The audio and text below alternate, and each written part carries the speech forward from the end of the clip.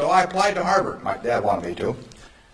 And I shortly heard from Harvard, and they said, go to Chicago and meet this fellow running who interviews applicants from the Midwest.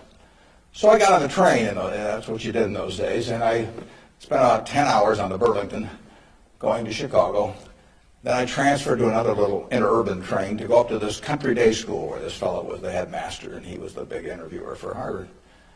And I got there, and after about 10 minutes, he said, better think about something else. But, he come back later on. I was 19 at the time, and I looked about 12, and I acted about 8. So it was not a great combination. So he said, forget it.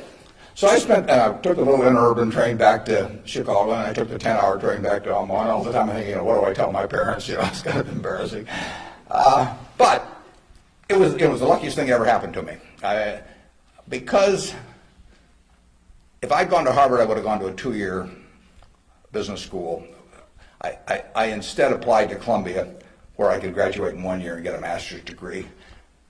Luckily, that by the accident of it and being in the Nebraska National Guard, which did not get called up for the Korean War, I missed going in the Korean War. I got to meet Ben Graham, which had an enormous effect on me subsequently.